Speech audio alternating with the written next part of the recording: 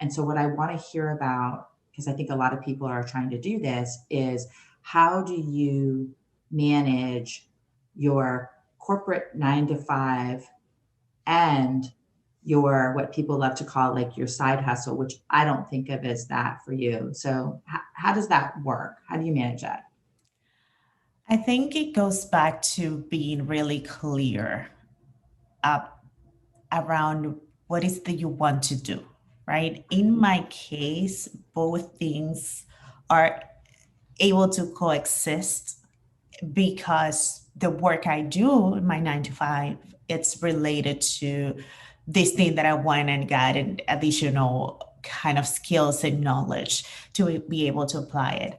I still see it as eventually just spending my time coaching clients and working with clients one on one. But in the meantime, I said, how do I spend the majority of my time doing this because I think this is my genius zone. I think this is what brings me energy and gets the most value out of me and out of the experiences that I, encounter.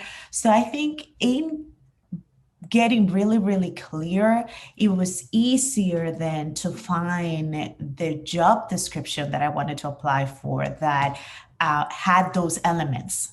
Mhm. So before you are just kind of following the same, I have experience in this, they're looking for that, I'm going to go for that. But within the whole kind of task that could be aligned with HR, I need a role that is more strategic, that is more of a partnership, that I can then connect with these other services and support my teams and my leaders. But that came after I was really clear that's what I want to do and this is how I want to do it. And then from day one, and I think this is important, from day one, I left at 5 on the dot.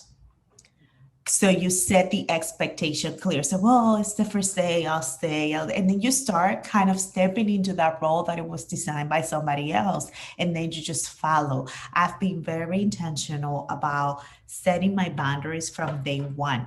Mhm. Does that mean that I had to stay late or work on a weekend every now and then? Yes, it happens because I look at my inbox and I said, if I start Monday with all these, I'm going to suck all week. I make it a conscious choice, an intentional choice to say, this Saturday, I'm going to pour a glass of wine and I'm going to tackle these emails for 2 hours. And then Monday, I can be fresh and ready. But this cannot be the everyday. This Mhm. cannot be the every weekend. So I think one, really being clear about what you want to do. How do you incorporate that? Setting your boundaries from day one. And then what else can you get involved in that aligns with that? So, how do you go about navigating what you have at your disposal and make it work for you? Mhm. Mhm.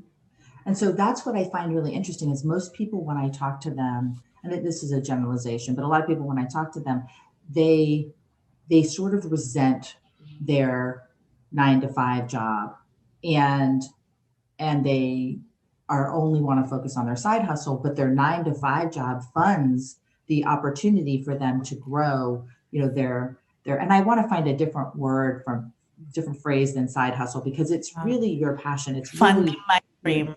yeah, it's really your, yeah, your dream. So, but I know a lot of people really sort of resent their initial career path job that's funding their dream. And you and I've had the conversation that if you look at that initial job as like your angel investor, the quiet investor that's allowing you the opportunity to do this pursue your dream because they're helping to fund these areas of your life that your dream doesn't fund yet.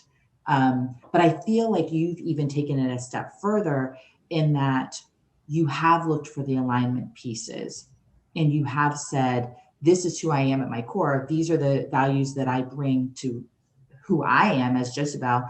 And Mhm. so here's how I'm going to apply them and, and just really like bring them in alignment, live to my core value. And I love that because I think it's made you really valuable at your, 9 to 5 job. Um, and I think you're learning so much. And you're able to influence and have this powerful voice at your 9 to 5 job, which means there's an authenticity there for me that, you're not just showing up in front of a client Mm, saying, I would, you can, you should, you yes. know, you're saying, I understand the exploration process. I understand the being stuck. I understand the creating the design because I'm doing it every day.